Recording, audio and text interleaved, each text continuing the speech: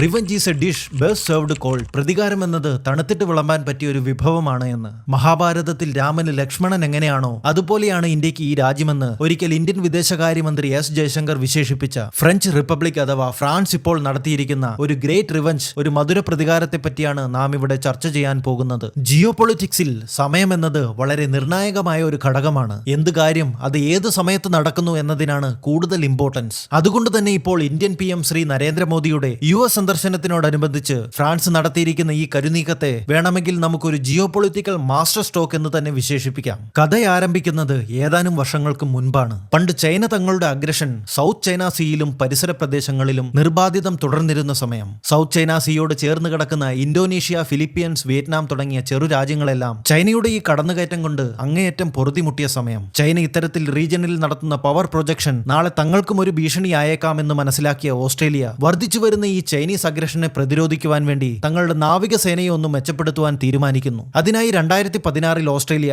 French കപ്പൽ നിർമ്മാണ കമ്പനിയായ നേവൽ ഗ്രൂപ്പുമായി 12 ഹ്യൂജ് സബ്മറൈനുകൾ നിർമ്മിക്കുവാനുള്ള ചർച്ചകൾ ആരംഭിക്കുന്നു. അതായത് ഇന്ന് നമ്മളുടെ ഇന്ത്യ ഫ്രാൻസിനൊപ്പം ചേർന്ന് നിരവധി സബ്മറൈനുകൾ നിർമ്മിക്കുന്നുണ്ടല്ലോ, അത് നിർമ്മിക്കുന്നതും ഫ്രാൻസിന്റെ ഇതേ നേവൽ ഗ്രൂപ്പ് എന്ന കമ്പനി തന്നെയാണ്. ഓസ്ട്രേലിയയുടെ നാവികസേന എന്നത് ആ സമയത്ത് വളരെ ദുർബലമായ ഒരു സേനയായിരുന്നു. സബ്മറൈനുകളുടെ കാര്യമെടുത്താൽ ഓസ്ട്രേലിയൻ നേവിയുടെ പക്കൽ 10-25 വർഷത്തിലധികം പഴക്കമുള്ള പഴയ 5-6 കോളിംഗ് ക്ലാസ് സബ്മറൈനുകൾ മാത്രമേ ഇവർക്കുണ്ടായിരുന്നുള്ളൂ. ചൈനയിൽ നിന്നും രാജ്യത്തിന്റെ സമുദ്രാതിർത്തിയെ സംരക്ഷിക്കണമെങ്കിൽ ശക്തമായൊരു നാവികസേന ആവശ്യമാണ് എന്ന് തിരിച്ചറിവുണ്ടായ ഓസ്ട്രേലിയ അതിനായി $70 മുതൽ $80 ബില്യൺ വരെ ചിലവാക്കുവാൻ തയ്യാറായിരുന്നു. ദുർബലമായ ഒരു നേവിയുള്ള ഓസ്ട്രേലിയക്ക് ചൈനയെ പ്രതിരോധിക്കുവാനായി വളരെ മോഡേൺ ടെക്നോളജികളോട് കൂടിയ നല്ല ഹ്യൂജ് സബ്മറൈനുകൾ തന്നെ വേണമായിരുന്നു. എന്നാൽ പല കാരണങ്ങളാലും സബ്മറൈനുകൾ നിർമ്മിക്കുവാനുള്ള ഈ ഡീൽ ഒരു തീരുമാനത്തിലെത്താതെ അങ്ങ് നീണ്ടുപോകുകയായിരുന്നു. ഒരു ഫൈനൽ ഡീലിലെത്താൻ ആ സമയത്ത് പെട്ടെന്നൊന്നും ഇരു രാജ്യങ്ങൾക്കും സാധിച്ചിരുന്നില്ല. എന്നിരുന്നാലും ഇന്നല്ലെങ്കിൽ നാളെ ഈ ഡീൽ ഫൈനലാകുന്നതോടെ $70-80 മില്യൺ വരുന്ന ഒരു ഹ്യൂമങ്ങസ് ആയ എമൗണ്ട് ആയിരിക്കും തങ്ങൾക്ക് ലഭിക്കാൻ പോകുക എന്ന ഒരു ചിന്തയിൽ ആ സമയത്ത്, അതായത് ഏകദേശം നമ്മുടെ ഇന്ത്യയുടെ മൊത്തം ഡിഫൻസ് ബഡ്ജറ്റിനോളം വരും ഈ ഡീൽ എന്നത്.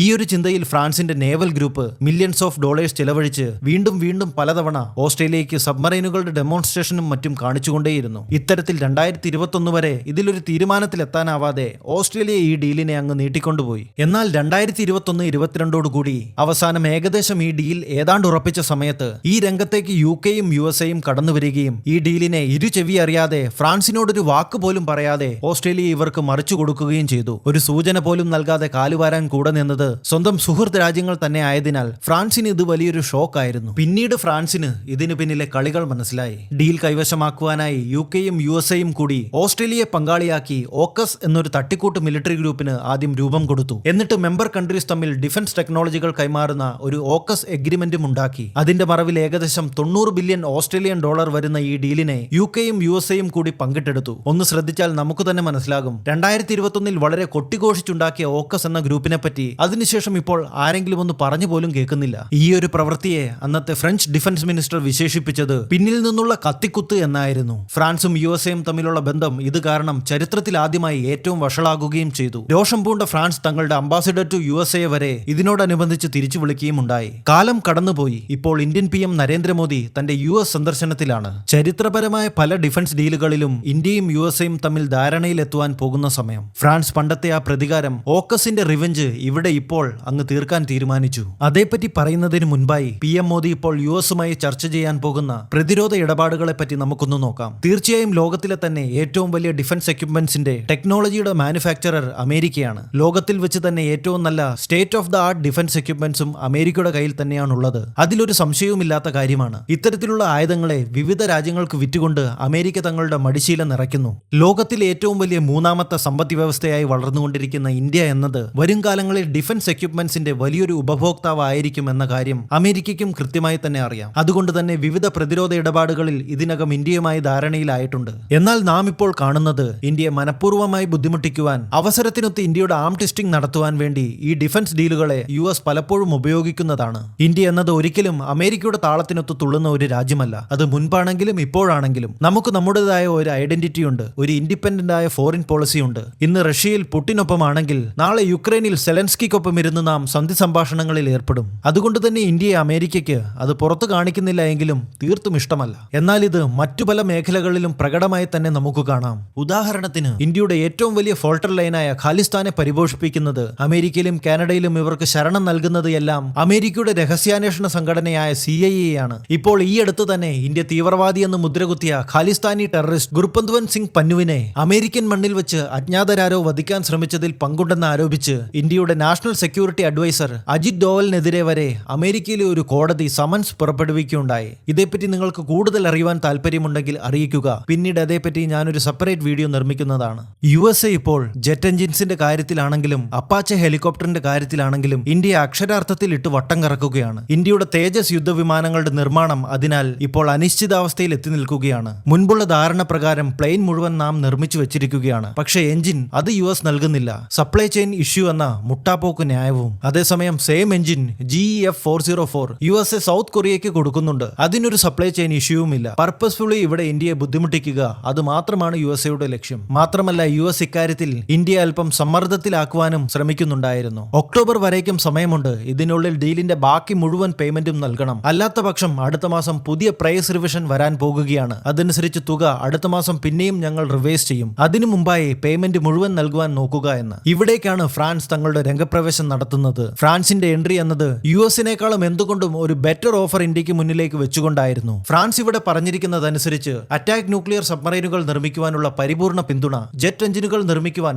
100% technology transfer, under water drones നിർമ്മിക്കുവാനുള്ള ടെക്നോളജിയെ കൂടാതെ മിലിറ്ററി സാറ്റലൈറ്റുകൾ തുടങ്ങി മറ്റു വിവിധതരം ഡൊമൈനുകൾ വരെ നിർമ്മിക്കുവാനുള്ള പരിപൂർണ്ണ പിന്തുണ, ടെക്നോളജി ട്രാൻസ്ഫർ എല്ലാം ഇന്ത്യക്ക് നൽകുമെന്ന്. ചരിത്രത്തിൽ നാം പരിശോധിച്ചാൽ ഇതുവരെ ഇവർ ഇത്തരത്തിലൊരു ഓഫർ ഒരു രാജ്യത്തിനും വെച്ച് നീട്ടിയിട്ടില്ല. ഒന്നാമതായി ന്യൂക്ലിയർ സബ്മറൈനുകളുടെ നിർമ്മാണത്തെപ്പറ്റി പറയുകയാണെങ്കിൽ റഷ്യയുടെ കയ്യിൽ നിന്നും ലീസിന് വാങ്ങിയ INS ചക്രയെ 2021 നാം തിരിച്ചു കൊടുത്തതിനു ശേഷം ഇന്ത്യയുടെ കയ്യിൽ ന്യൂക്ലിയർ അറ്റാക്ക് സബ്മറൈനുകൾ ഒന്നുപോലുമില്ലായിരുന്നു. ഇത്തരത്തിലുള്ള അണ്ടർ വാട്ടർ ജെറ്റ് എന്നറിയപ്പെടുന്ന ന്യൂക്ലിയർ അറ്റാക്ക് സബ്മറൈനുകളെ നിർമ്മിക്കുവാൻ ഫ്രാൻസ് ഇനി മുതൽ ഇന്ത്യയെ സഹായിക്കും. മാത്രമല്ല ഇവർ ഇവിടെ ഇന്ത്യയിൽ വന്ന് ഇതിനെ നമുക്ക് നിർമ്മിച്ചും നൽകും. എന്നാൽ USന് കിട്ടിയ ഏറ്റവും വലിയ അടി എന്തെന്ന് വെച്ചാൽ അത് ഫൈറ്റർ ജെറ്റ് എയർക്രാഫ്റ്റ് എഞ്ചിന്റെ കാര്യത്തിലാണ്. 100% ടെക്നോളജി ട്രാൻസ്ഫർ ആണ് ഫ്രാൻസ് ഇവിടെ നമുക്ക് ഓഫർ ചെയ്യുന്നത്. 110 കിലോ ന്യൂട്ടൺ ത്രസ്റ്റ് എയർക്രാഫ്റ്റ് എഞ്ചിനും അതിന്റെ ടെക്നോളജിയും നൽകുന്നതിനൊപ്പം ഫ്രഞ്ച് ആയുധ നിർമ്മാണ കമ്പനി സാഫ്രാൻ ഇന്ത്യയിലെത്തി ഒരു സെന്റർ ഓഫ് എക്സലൻസ് കൂടി നമ്മുടെ ഭാരതത്തിൽ നിർമ്മിക്കും. അവിടെയായിരിക്കും ഇന്ത്യൻ മെയ്ഡ് ജെറ്റ് എഞ്ചിനുകളുടെ നിർമ്മാണം നടത്തുക. മാത്രമല്ല ഈ 100% ടെക്നോളജി കൂടി നമുക്ക് കൈമാറുന്നതോടുകൂടി ഭാവിയിൽ എന്തെങ്കിലും ഫർദർ ഇംപ്രൂവ്മെന്റ്സ് നടത്തണമെങ്കിൽ അതും നമുക്ക് ഇവിടെ സാധ്യമാകും. USൽ നിന്നും ഇപ്പോൾ വാങ്ങാൻ ധാരണയിലായിരിക്കുന്ന എയർക്രാഫ്റ്റ് എഞ്ചിനുകളുടെ കാര്യമെടുത്താൽ ഇവർ 20% TOT ടെക്നോളജി ഓഫ് ട്രാൻസ്ഫർ നൽകുകയില്ല.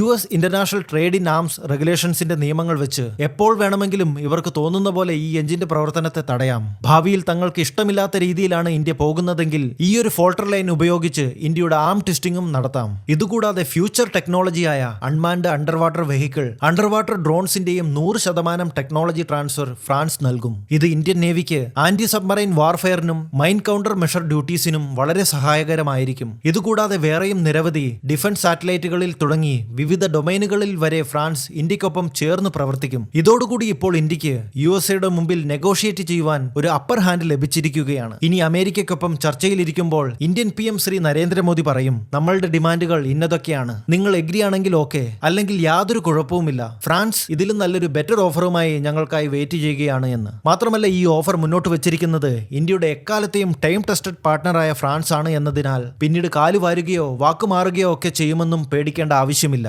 ഇന്ത്യയും ഫ്രാൻസും തമ്മിലുള്ള ഈ ഡിഫൻസ് സ്ട്രാറ്റജിക് പാർട്ട്ണർഷിപ്പിന്റെ ചർച്ചകൾക്കായി ഇന്ത്യയുടെ NSA അജിത് ഡോവൽ ഈ വരുന്ന 30-ാം തീയതി ഫ്രാൻസ് സന്ദർശിക്കുവാനിരിക്കെ ഫ്രാൻസ് തങ്ങളുടെ ഓഫറുകളെ പറ്റിയുള്ള ഈ അനൗൺസ്മെന്റ് PM മോദി അമേരിക്കയിൽ ചെന്ന് USുമായി ഡിഫൻസ് ഡീലുകളിൽ ധാരണയാകുന്നതിന് തൊട്ടു മുന്നേ ഫ്രാൻസ് ഈ പ്രസ്താവന നടത്തിക്കൊണ്ട് ഓക്കസിന്റെ ആ റിവഞ്ച് ഫ്രാൻസ് ഇവിടെ തീർക്കുകയായിരുന്നു. അതിനാൽ തന്നെയാണ് പറയുന്നത് സമയം അത് നിർണായകമാണ് എന്ന്. PM മോദി അമേരിക്കയിൽ ചെന്ന് USAയുമായി ഡിഫൻസ് ഡീലുകളിൽ ധാരണയാകുന്നതിന് തൊട്ടു മുന്നേ ഫ്രാൻസ് ഈ പ്രസ്താവന നടത്തിയതുകൊണ്ട് ഡിഫൻസ് ഡീലുകളുടെ പേരിൽ അവസരത്തിനൊത്ത് ഇന്ത്യയുടെ ആം ട്വിസ്റ്റിംഗ് നടത്തുന്ന USAയുടെ കളികൾ ഇനി ഏതായാലും നടക്കാൻ പോകുന്നില്ല. ഇത്തരത്തിലുള്ള geo political and international informative വീഡിയോസിനായി ചാനൽ സബ്സ്ക്രൈബ് ചെയ്യുക. ഇനിയും കാണും വരേക്കും ഏവർക്കും ജയ് ഹിന്ദ്.